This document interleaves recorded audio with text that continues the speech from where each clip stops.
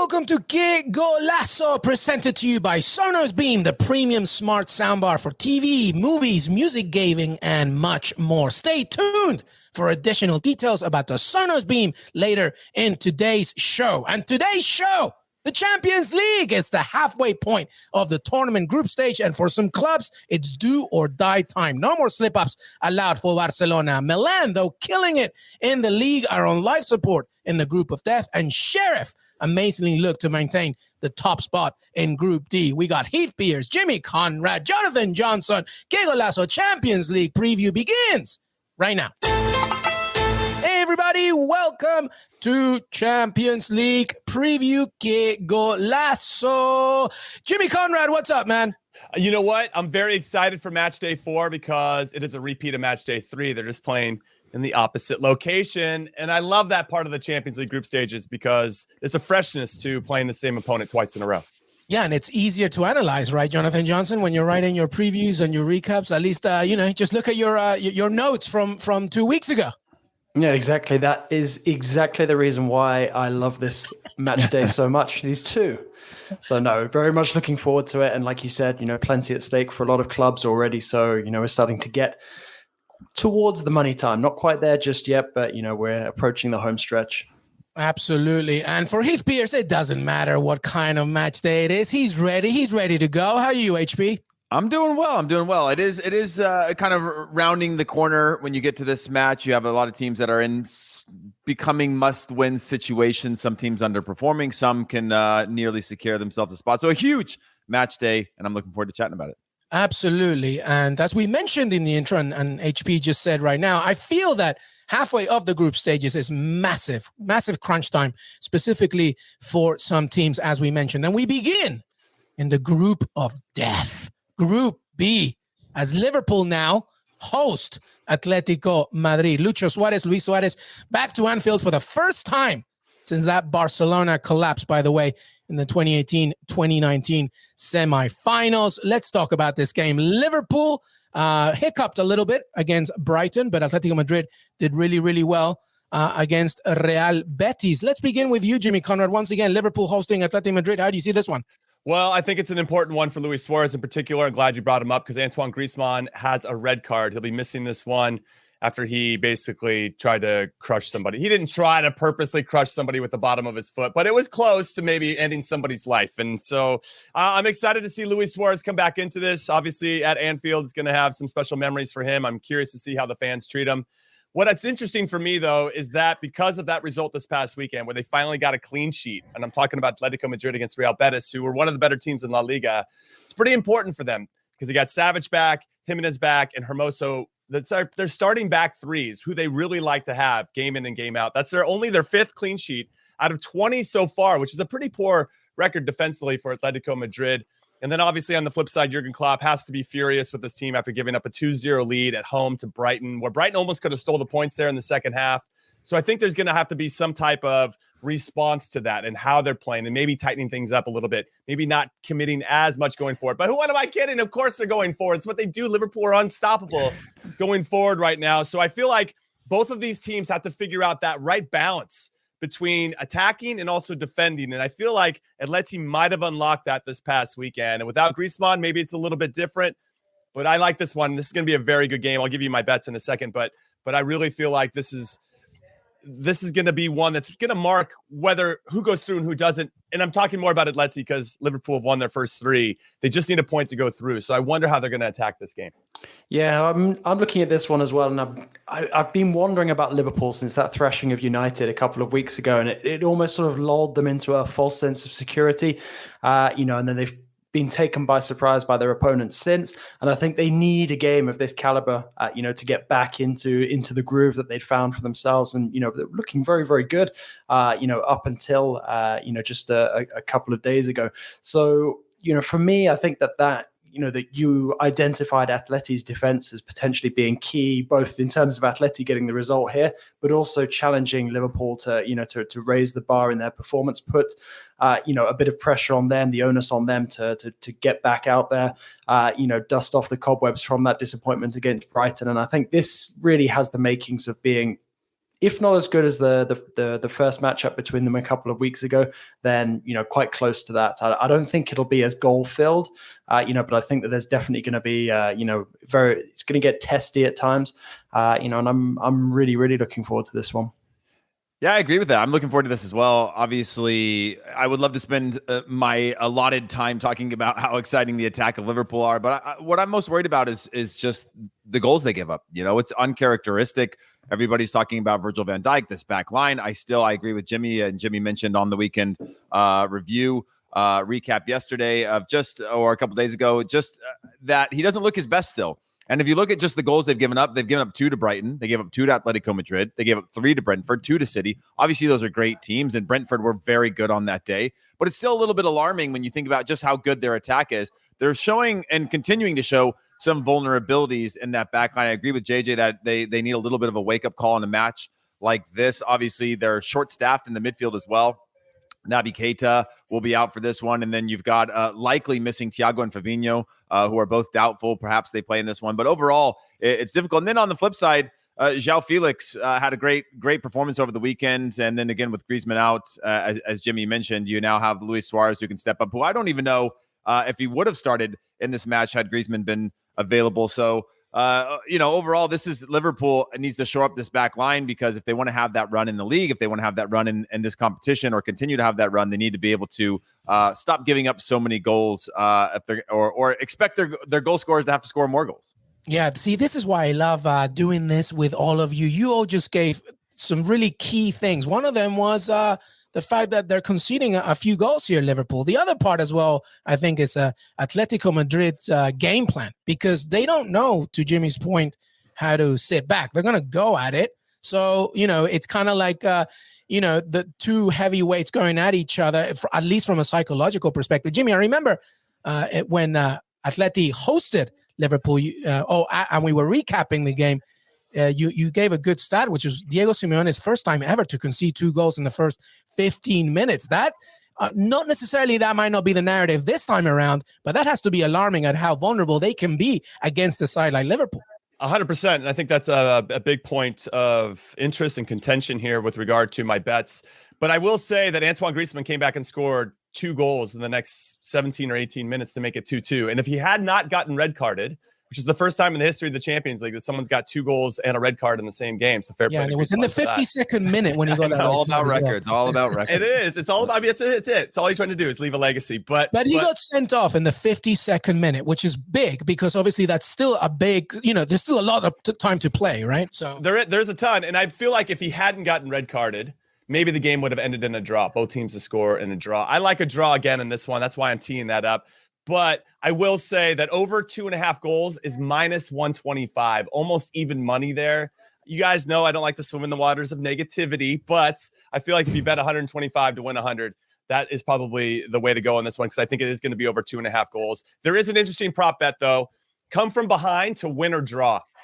If you think Liverpool is going to do that, that's plus 340. If you think Atleti can do it, it's plus 470, almost 5-1 for Atleti to come from behind to win or draw.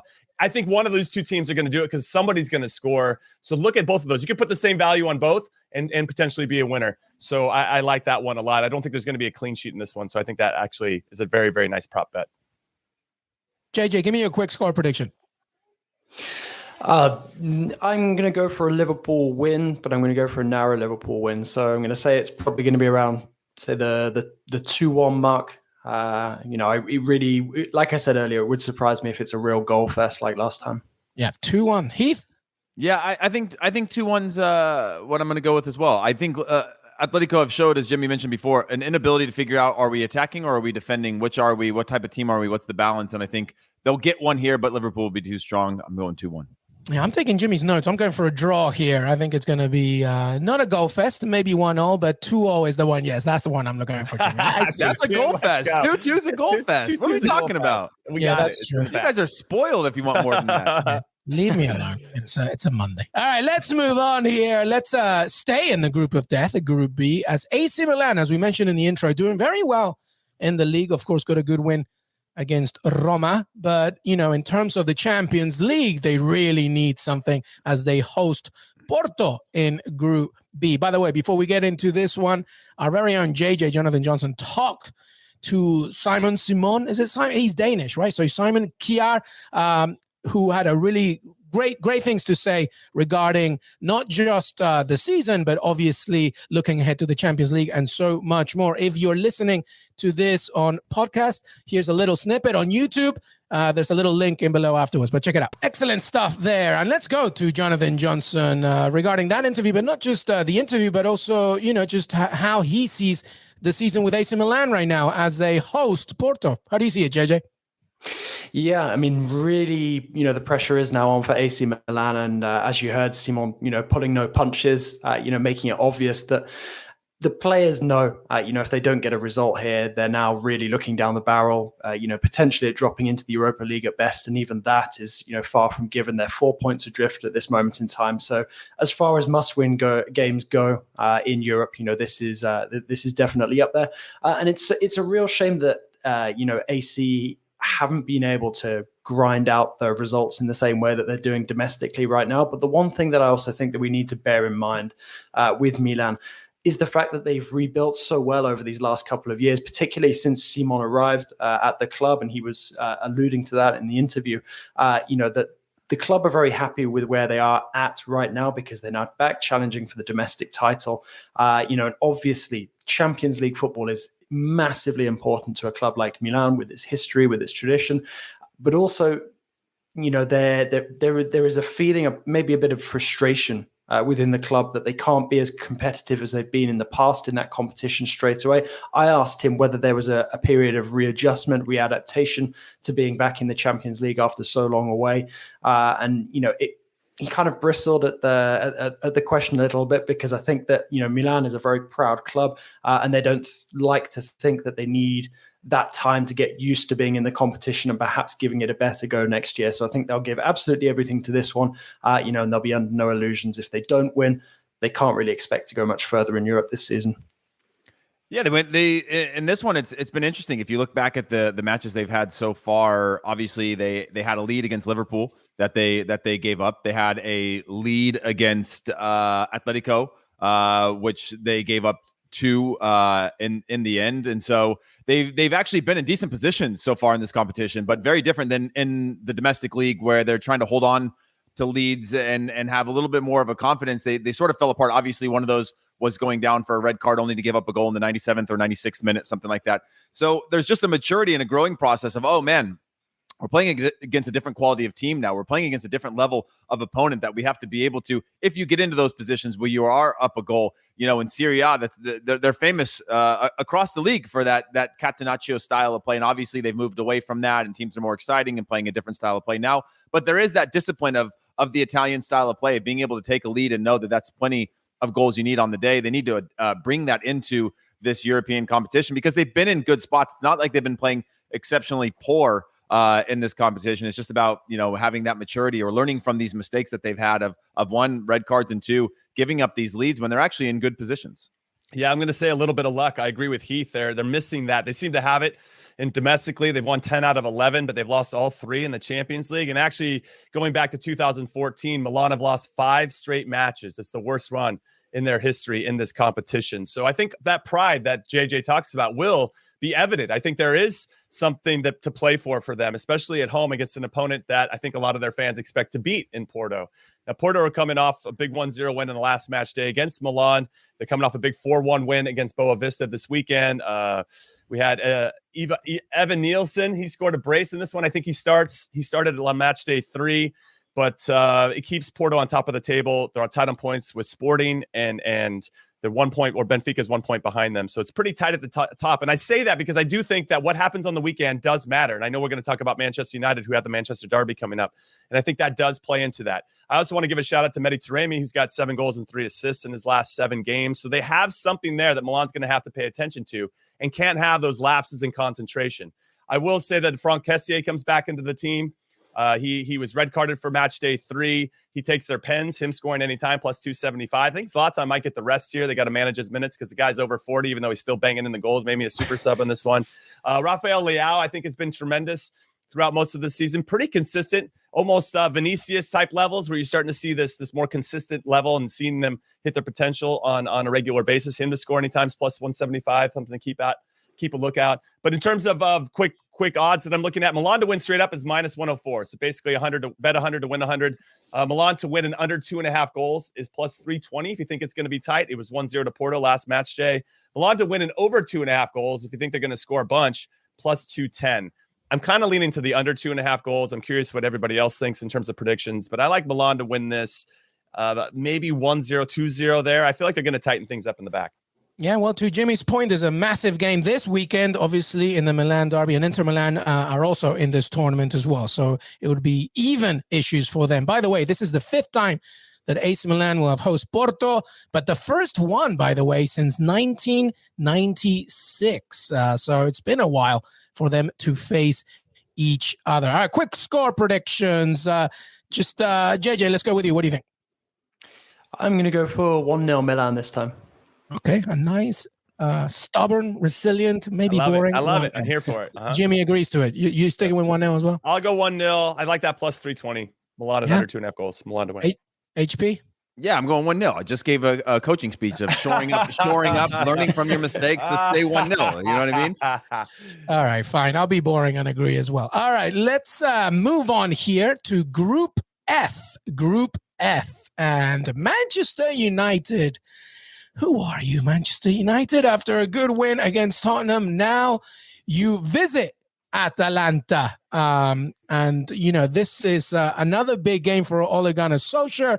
By the way, a good quote from Ole Gunnar Solskjaer regarding this game. I cannot give you the game plan or the tactics, but we have the squad to play many different ways. On Saturday, the quality of our play was more important than the system we played. Wow, that's a lot of great. Well, yeah, go ahead, Heath. You're doing already. I mean, yeah, you made one change, and now you say you have a lot of ways that you can play. You played the same way, and you got the same results constantly. And now you switch, which I actually do give him credit for switching, because he was under the gun. He's continuing to be under the. I don't. Maybe that's not a right reference, but like he's continuing to be under pressure. Yeah, and to make that change and to basically go, well, I've got more attacking threat than most teams do. And any club in the world, but I'm going to just put most of them on the bench and sacrifice that to have a little more defensive structure.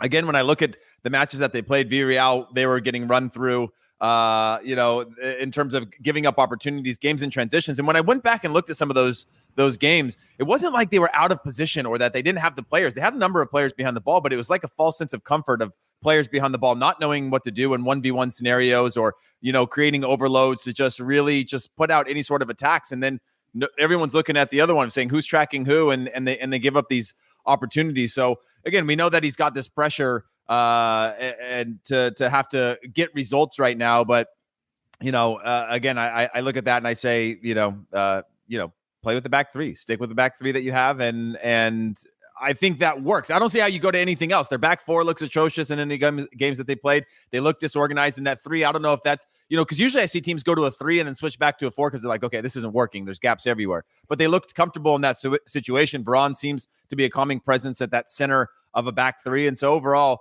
I think it's the smart route to go, obviously matching up against a back three as well. So, and I think those are great points, Heath. But what I'll add to this is that I feel like Ole Gunnar, from the attacking side, is really smartly attacking this week, because he only really committed 3 attacking players against Tottenham, and it worked out. Bruno Fernandes, Cavani, and Ronaldo, and they all contributed in making a difference. I think Cavani's going to sit this one because they have the Manchester derby pretty early on Saturday, and I think it's going to make a difference in terms of how they attack that. So now they can continue to stay in this back three formation, which I think they will. I think he's just playing.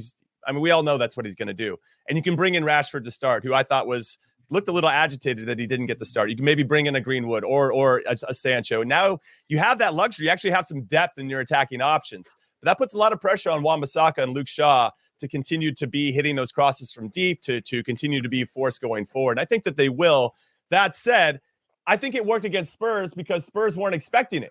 And never in a million years did they think they were going to switch to a back three and try to make that happen. And I think that created gaps. Now, Spurs have their own issues, which we'll be able to talk about at length moving forward. But I will say that this time around, Atalanta are not going to be surprised. They saw it. They have the 90 minutes against Spurs to dissect, and then also they play a back three as well. They've seen this formation, and I think they're going to be prepared for it in a way that Spurs weren't. And I think it's not to say fool's gold, but I don't want to get ahead of myself talking about this revelatory tactics with United when I still feel like they need to demonstrate that they can do it against multiple opponents. And so this is going to be a good test. I think, I'm Mr. Draw recently on these Champions League previews, but I do like the draw here. I think something as well that's really important bearing in mind this game is when you think back to the way that the last one panned out, because United got back in it with the 1 goal. Atalanta were 2 goals up. De Gea makes a really, really important save on to Zapata. keep United in it. And then suddenly United go on and win it very, very late on. And that result, basically kept Solskjaer in the job this long. So for me, I think that Atalanta will be kicking themselves since that game. Obviously, they're paying for the absence of Gozens as well, a little bit of late. But, I do think that they will, being at home, they will take what they've learned from that last game, because I think there's been so many instances where Gasperini would have been tearing his hair out in the last couple of weeks. You look at some of the results that they could have had and have potentially thrown away. And I think that they will be looking at this one thinking, right, this is where we try and get ourselves back on track a little bit.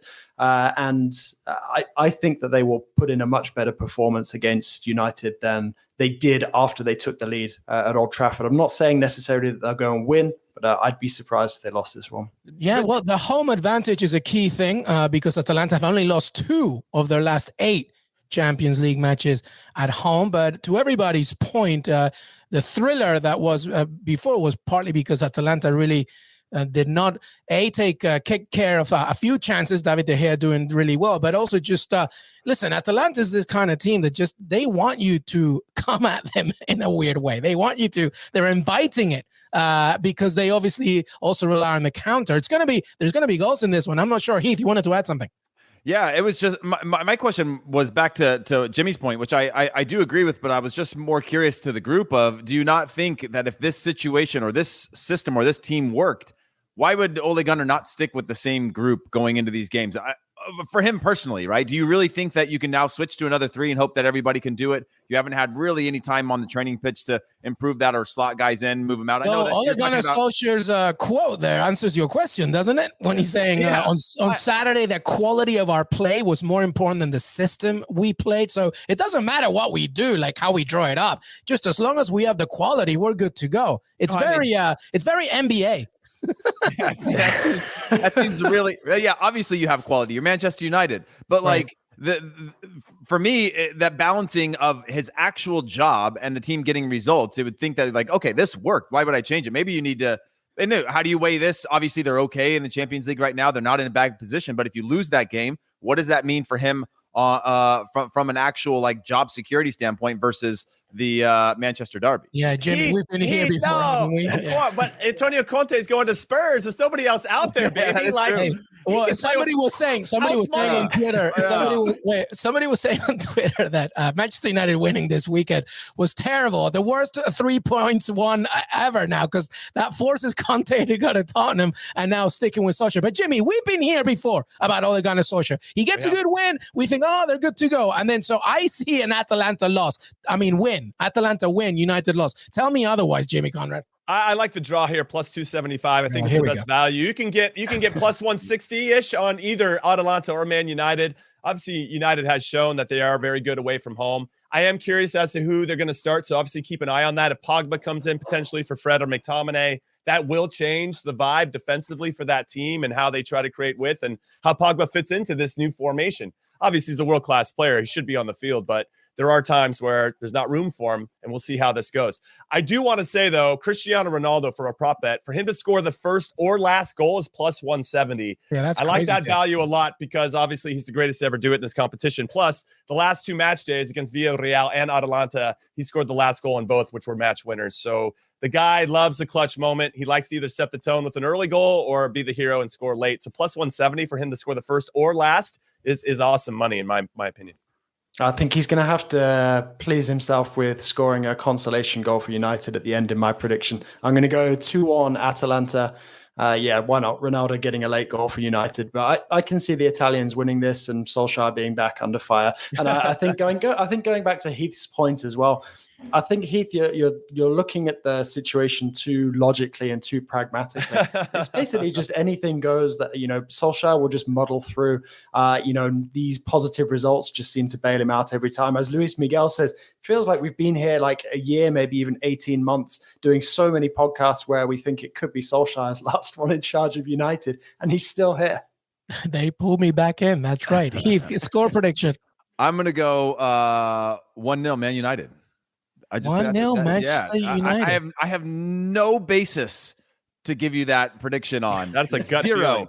But that's a gut feeling. Pretty much like Ole Gunnar Solskjaer's tactics, so it's fine. The back five rides again, Well, listen, the narrative is set, as our producer Des Norris just said. If United lose, the backs against the wall kind of matchup, as Ole Gunnar Solskjaer has to face Pep Guardiola, who just lost against Crystal Palace as well this past weekend. So the Manchester derby would be a very good one. So for the neutral, kind of want to see an Atalanta win here. See just what happens. But that's your Atalanta Manchester United Group F matchup. We're going to take a break. We have much more coming back with Jonathan Johnson, Jimmy Conrad, Heath Pierce, part of our Champions League preview. We'll be right back.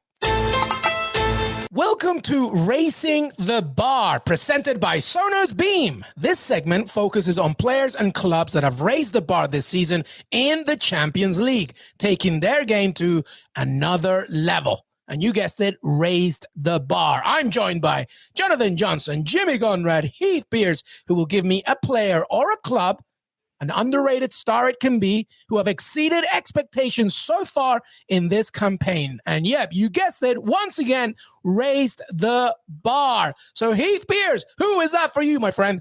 Well, I'm going to go with Sebastian Haller. Obviously, he is raising the bar from last season because he wasn't eligible to play for Ajax because they left him off the roster in Champions League when he came to the club last year. And then this year, obviously, 6 goals and 2 assists in Champions League. 4 he put up against Sporting, which was a record broken by, I think it's Van Basten or something like that from way back in the day of 4 goals in their Champions League debut. He had to wait a long time for those goals. And then 1 goal and 2 assists against Dortmund, who they're playing again in this return leg against Dortmund, and putting in solid performances of just finding ways to contribute. A guy that's in form. And obviously there's a little bit of a storyline to this player who is the most expensive player in Ajax's history and has a relatively, at the peak of his career, 27 years old, just has a number of these characteristics that you don't always expect a player to come back after not being a prolific goal scorer everywhere that he's been and having the form that he's in right now in Champions League. Obviously, he followed that up with another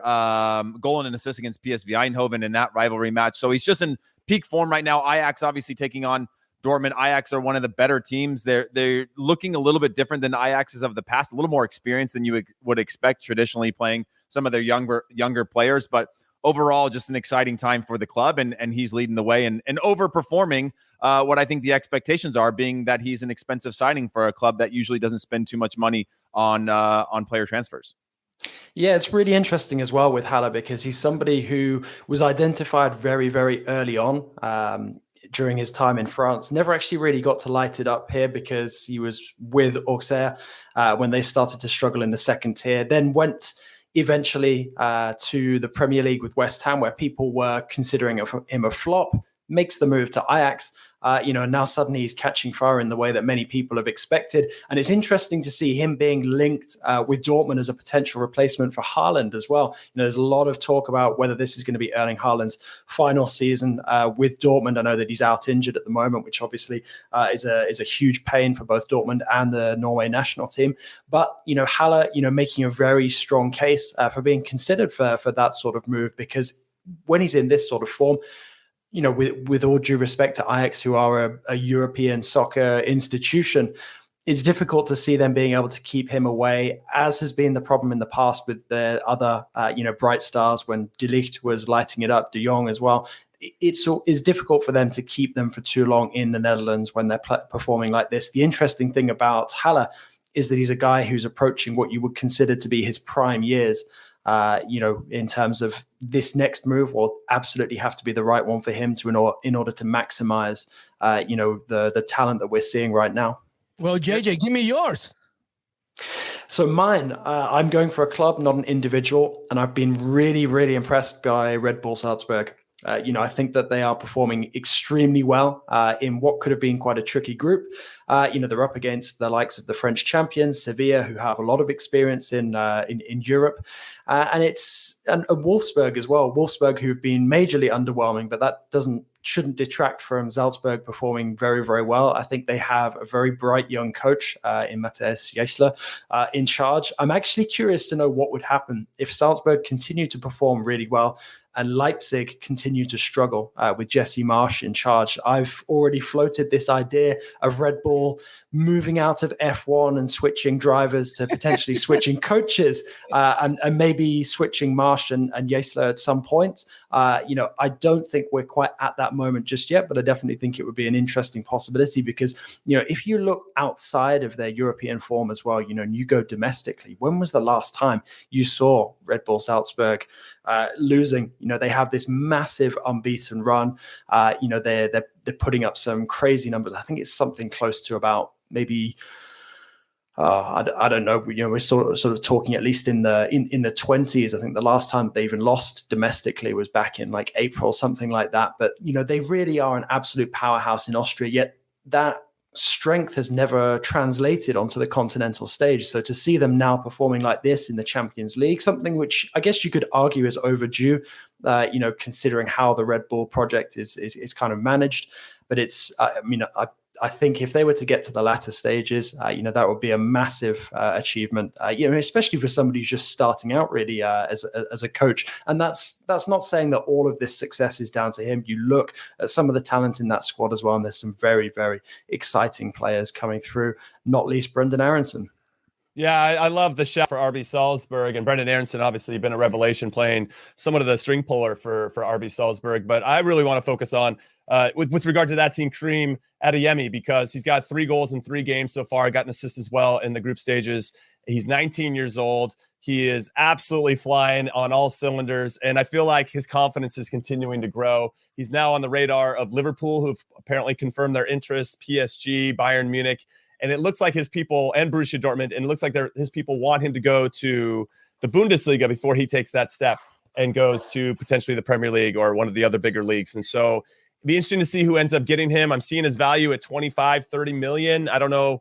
Maybe JJ can confirm that, but that's a really good signing for whoever gets him, especially if it's Dortmund, who probably will lose Haaland over the summer. But another RB Red Bull player that I want to focus on is Christopher Nkunku, who for Leipzig has scored 4 goals in 6 games. I think even though he's slowed down a little bit over the last 3 or 4 weeks, he was tremendous so far. He's really generated a lot of attacking options and finished those off for RB Leipzig. And if they're going to have any chance at this point of just getting a Europa League spot, it's going to be on his back. He's really been carrying the team. Domestically, maybe not as influential, but for whatever reason, in the Champions League, he's been lighting it up. He's 23 years old, came up through PSG. I think he represented the team 78 times, so he's got a ton of experience for the club. I wonder if they'd ever consider bringing him back or if he's going to make a move from RB Leipzig. But Nkunku has been fantastic. He's only second to Sebastian Haller, who's Captain Obvious choice from Heath Pierce over there, is somebody to watch. Hey, Jimmy, first of all, if you're going to attack me now, you need to know that you cannot call all of them Red Bull. You have to start to – one of them is Rosenball Sport. You can call the other one Red Bull, but you cannot call them all Red Bull when they're playing in the same competition, just so you know. So if you're going to go back, you want to start this over, you can call them by their correct name in Europe. Leipzig and Salzburg. Okay, I got it. You can call them RB if you want. By their surnames. Yes. Okay, sure. Yeah. Okay, Captain Obvious.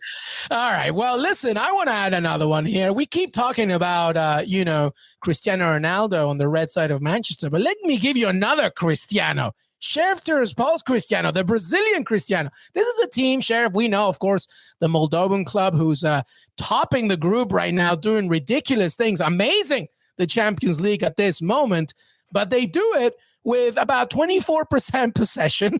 Their expected goals are about 1.2. So it's not like they create that much, but Cristiano is he's such a prototypical example of a classic winger. He gets the ball, goes really wide, and just wants to feed. And that's what he's done. He's already got 4 assists, by the way, creating about between 70 and 80%, pass accuracy, which is, you may think it's not amazing, but for a team like Sheriff, who don't really have the ball that much and just rely on the counter is amazing. So I'll give you the Brazilian Cristiano. I bet you some other clubs are looking at him right now. He's not a young buck. He's 28 years old, but he's proven to be, especially in this tournament, to be quite the gem. Cristiano from Sheriff. He's my choice as well. So there you have it. That is your raising the bar. Is there anybody else out there that you think deserves a mention? Ander Herrera, our producer, was maybe talking about Jonathan Johnson. Does he deserve, or is that maybe more because of default that Ander Herrera's in this one? Yeah, I mean, I think Herrera's getting a shout because he actually knows how to score, unlike many of PSG's attackers. There we go. There we go. Wow. No, JJ just raised the bar there, too. Well, I mean, expect nothing less from me when it comes to the banter stakes. I'm there. I'm all about raising the bar there. No, it's, Herrera has had a very underrated start to the season, both domestically and on the continent. In fact, I think it's been a good start to the season overall for many of PSG's midfielders, just not the ones that we might have expected. Gini Wijnaldum has found it quite hard going, and that's to the credit of guys like Idrissa Gueye, guys like Herrera, who, I think many were expecting to be potentially moved on by PSG this summer. They're still there, and Pochettino's, getting a good, a good amount back from these guys at this moment in time, an unexpected amount of goals, but I think PSG would be struggling more than they are at present if they didn't have guys like Herrera and Gueye being the glue that's really holding, any sort of semblance of identity in this PSG side that Pochettino is putting out on the pitch at the moment together. Yeah, I want to give a shout out to another German, Leroy Sané, actually. I thought he was the spark that really lifted Bayern over Benfica in the last match day. He just scored this past weekend against Union Berlin as well. And even though Lewandowski's going to get all the headlines, Bayern are probably only going to go as far as their wingers take them in some capacity with Gnabry and Leroy Sané. So if he can continue to hit those heights, it's only going to create more space for Thomas Müller and Lewandowski in the middle of the field, which then ultimately makes them pretty much unstoppable. So I wanted to give him a shout because if he can really continue to play at this high level that we all know that he's capable of and that he shows us in flashes, and instead of doing flashes, it's just consistent, I just don't know how you can stop Bayern Munich, and that's why I think they have to be considered one of the favorites to win the competition. Yeah, I don't have much more to add than that. The bar. Jimmy bullied me, and I'm the smallest version of myself. I'm afraid to say anything. The bar has reached it. The bar has reached it. That's it. But that was Racing the Bar with Sonos Beam. It's fair to say that when it comes to watching the beautiful game, you need quality audio with the Sonos Beam. The sonic experience is 10 out of 10 with that crystal clear and immersive sound of Dolby Atmos. Watching the Champions League, whether it's Atalanta and Man United or Liverpool and Atletico Madrid, you will feel as if you're right there at the stadium. Just this weekend, I was watching Man United Tottenham on the Beam, and the quality is so good. It's like Edison Cavani is yelling, "Vamos!" just for me. The Beam picks out everything with such great clarity. Listen, the thing about the Sonos Beam is that it's more than just watching soccer. When the TV is off, you can stream the greatest podcast ever made, Qué Golazo, listen to music, radio, audiobooks, and video games. You can use it with the Sonos app, Apple AirPlay, or with your own voice using Amazon Alexa or Google Assistant. Just say, "Hey, Alexa, play the greatest soccer podcast in the history of the world on Sonos Beam, please." It is super intuitive, too. You don't need to be a sound engineer to get the best audio fidelity on the market. Once you've hooked it up on your TV, on your phone, simply use the app's TruePlay feature to map the dimensions of your space to get that optimum surround feel without the help of any technician. And on top of all that, the Sonos Beam is a thing of beauty. Even when it's not in use, it looks like a piece of art with that minimalist design. Our very own Jonathan Johnson, who lives in Paris, he can probably head over to the Louvre and, just pitch it and place it next to the Mona Lisa. It will not look out of place. So if you're in the market for an improved home theater experience, make sure to check out the Sonos Beam. Head over to sonos.com to learn more. Welcome back, everybody. Champions League preview. Jonathan Johnson, Jimmy Conrad, Heath Pierce, as we discuss a few other games. And by the way, you can go to cbsports.com and read all the previews, all the predictions, if you don't get it right here on your Qué Golazo Champions League preview. Right then, Leipzig, Jesse Marsch against PSG. All right, first of all, JJ, what is the mood around Paris? Because even though, Lionel Messi hasn't scored a goal in the league yet, he has scored in the Champions League. They are topping Ligue 1 and, they're doing well, reasonably well in this group as well. What's the mood right now as they visit RB Leipzig and Jesse Marsch? Yeah, one of a little bit of frustration right now because obviously the team is still not playing at their best. Satisfaction because of the results, especially given the way they managed to dig themselves out of a hole against Lille at home in Ligue 1 just before this one.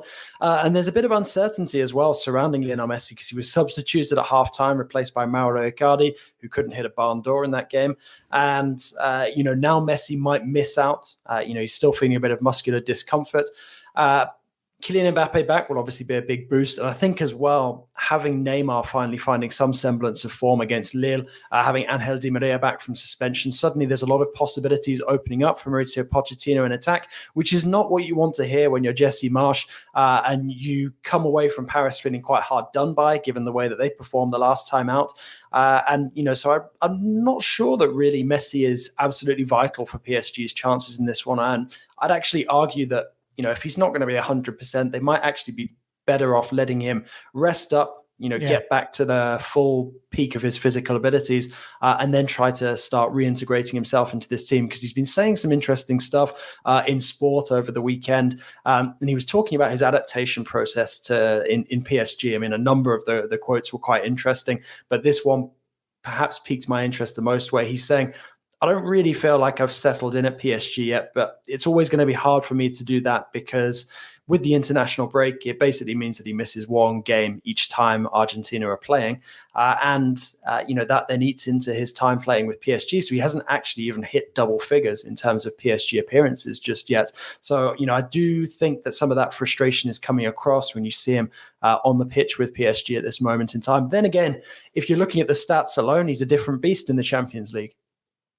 Yeah, I'd jump in and say really quick about the Messi quotes that he's had in the interview. One of them that's piqued my interest, JJ, was where he said that, Joao Laporta, the president of Barcelona, came out and said that I would play for free, but nobody even asked me if I would. I took a 50% pay cut and I would have maybe even gone further, but nobody reached out to me. And that really hurt me.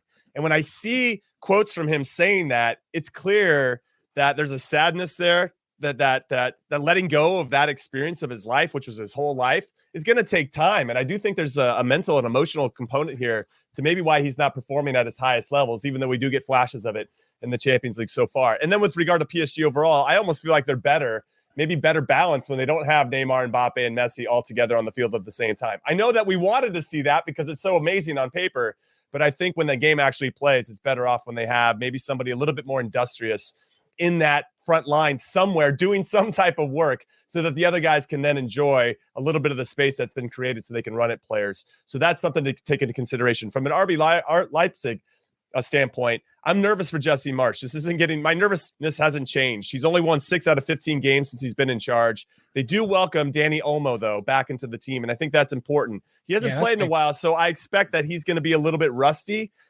Even though if he's been training, it's a little bit different than playing in a Champions League match day against one of the better teams in the competition in PSG. So we'll see how many minutes he actually gets, but they got somebody there that can maybe help them transition, can take advantage of those times when they do have a moment to hurt that back line for PSG.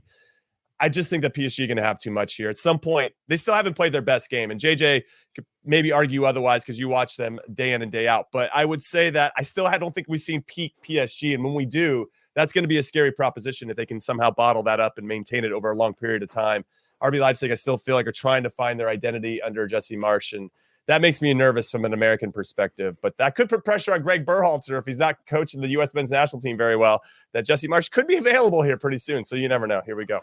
I don't know if we'll ever see peak PSG with this group. I mean, a peak in the sense of like the best 11 players on the field. I don't know if that will ever make sense. I don't think you have enough role players when you put the quote unquote best 11 together, and that they're better as accepting. Again, when you have that many egos, though, it's tough to get people to accept bit part roles that they're going to have to play within this team, where even if you're talking about half of a game, it's still really hard of 3 players that are used to the team being surrounded, or at least Mbappe, who's ready to carry a team on his back, and Neymar and Messi, who are both used to when someone gets the ball, the first person you look to is me. And then in the transition game, the game's too fast now, and there's too many good players to be able to have 3 players that are taking plays off defensively or in transition and those types of things. So you're always going to leave these types of gaps where now you're forcing your back line to have to be really, really good for long periods because you're defending down and as you know, you can do it in training for 90 minutes where you defend down 3 players and you don't give up any goals. But when you have to do that over and over again, you want some reward at the end of it all. So on the flip side, now they have to go and score a bunch of goals for their team, which also isn't happening. And then I agree with Jimmy. Leipzig are a team that obviously haven't gotten the signings after moving players on. They weren't worried about selling players before. They've started to become more of a club that's comfortable selling players and moving players from the club when it's their time to go, and they haven't gotten those replacements. You add that to a few injuries. You add that to a poor form in the domestic league, and then you connect that with the Champions League, and it's just not looking good for Jesse Marsch. And every time I think they're going to round the corner with a good result, they come back from behind. Even Tyler Adams is not a shoo-in in the team anymore. He's been part of a rotated squad. And when they rotate, when they play a number of games, that makes sense. When he's 2-3 games in a row where he's coming off the bench, I'm worried about his status, his role, Jesse Marsch, trusting him there. And so for Jesse Marsch, it's not looking good. It's a tough situation where I don't see where he's going to claw or dig his way out, and it's certainly not against Paris Saint-Germain. Yeah, the alarming thing about Leipzig is that they have conceded 11 goals in the Champions League. That's the same as Malmo. Okay, so that's a problem. Ouch. They haven't won a game. They've lost every single game, and now doesn't matter at this point. What we talk or think about PSG. They top Group A. They haven't lost a game. So they could put something together. They have enough talent to make it really sticky for Jesse Marsch. And I think answering Heath Pierce's question about seeing a fully fit PSG, this whole thing has been just get to the knockout stages, and then in the break, in December all the way, because they don't play again until January 9th. Hopefully they can get healthy again, and that's when you can really focus on it. So yeah, JJ, I know that you wanted to mention one more thing before we get into Jimmy's betting tips, but did you have something in mind to that point? It's just about getting to the knockout stages, don't you think? Oh, yeah. I mean, it's absolutely related to what we've just been talking about, because we're talking about PSG getting to play their first choice 11, players getting fit. And the question to all of you, really, a bit of a poser, is when are we going to see Sergio Ramos, and are we actually ever going to see him? Because there's now started to be some traction. Leonardo's come out and said, everything that the Spanish media are saying about Sergio Ramos is basically designed to destabilize PSG a bit, and it's them playing mind games again. But there is now a growing feeling, a growing concern in Paris that PSG aren't going to see Sergio Ramos at all, that he's not going to recover from his fitness, from his injury problems, and that he's basically a busted flush before he's even taken to the pitch. Now, I think I can't see PSG completely giving up on him just yet, but we are in November, and he's not even gotten anywhere near being in a competitive squad yet. Yeah. Really quick on my tips for this one. RB Leipzig have scored in every single game so far in the Champions League. They went to Manchester and scored 3, and Kunku had a hat trick. Then at home, that's the big result. They lost 2-1 at home to Club Brugge, and that's the one that's going to probably eliminate them from even qualifying for the Europa League and finishing in third. And then they went to PSG. They were up 2-1, went down 1-0, scored 2, so they were up 2-1, and then gave up 2 goals to Leo Messi. So it's going to be really interesting to see how they come out and try to attack this one, because they have PSG at home, they have Man City at home, and they play away in Belgium for their only away day in the last 3 match days. They're going to have to win that one and then hope to get a draw against the other 2 to even have a chance, because Club Brugge sits on 4 points. So it's going to be a tough test, and this is going to be the one I think that could make or break how they try to attack the next 2 games. They got to go for it. And I think if you go for it against the PSG team, you're going to get stung going the other way. I like both teams to score, PSG to win plus 260.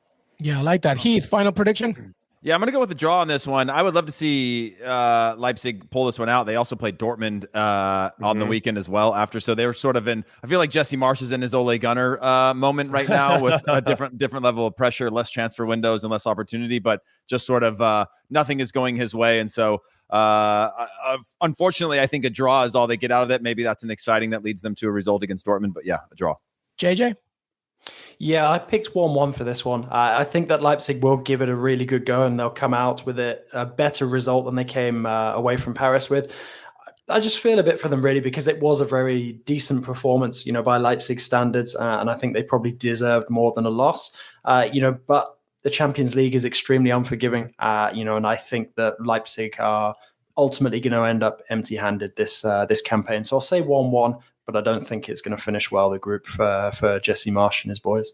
Yeah, I'm sticking to that goal minus in the Champions League, and there will be goals in this one. I'm not sure if the home side will be the one that wins from it, but we will see.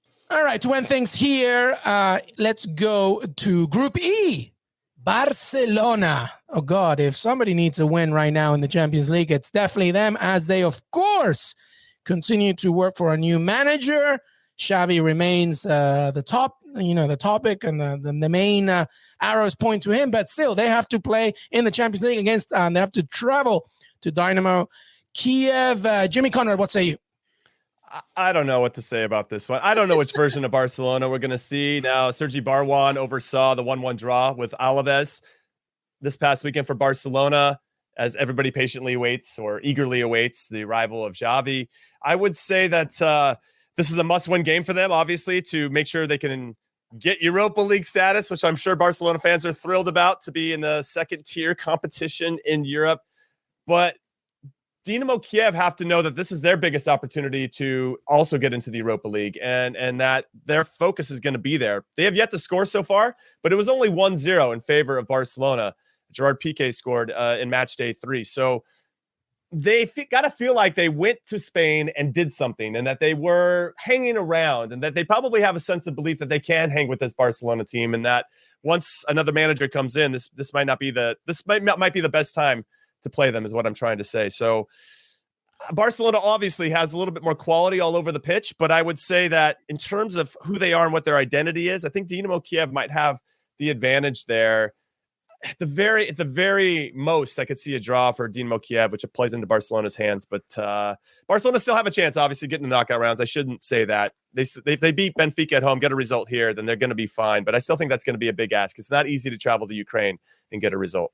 Heath? Yes, not easy to travel to Ukraine and get a result. And this is also a Barca side that scored once in 3 games so far, and it's Gerard Piqué who chipped in with the goal. So for me, I struggle to see where Barca are going to, have enough firepower to really blow this Dynamo Kiev side away. And I think if they are going to come away with a win, it's going to be a very, very narrow victory, perhaps another 1-goal victory. I just don't see Barca blowing anyone away at this moment in time, especially when there's uncertainty about, who really is going to be in charge of the team come the other side of the international break that's approaching. Yeah. And then obviously with their attack at Barcelona, I've just been waiting for them to arrive at some point with the players that they have. They seem to have decent amount of possession. I think it was James Benja that talked about their possession in and around the goal was actually not bad, and the chances they create, I don't see that. Maybe that's just a stat that I'm not seeing, because it doesn't seem like they're creating a lot of dangerous chances. I think their XG is pretty good. But Mircea Lucescu, that's who I'm focusing on this one. One of the most experienced managers in all of Champions League history. He's amongst, I think, the top 5 or 6 managers of all time in terms of matches played. This is a moment where he arrives in these types of games playing against this Barcelona side. And I just see him scrapping out a result, just playing spoilers to them and trying to increase their odds of getting into Europa League. But it's certainly not hard to get up for a match against Barcelona. And when you get a rare chance to maybe put a slap on one of the biggest clubs in the world, I think you can get up for that occasion. So I think it's going to be a difficult one for Barcelona. I could see Kiev getting a result here.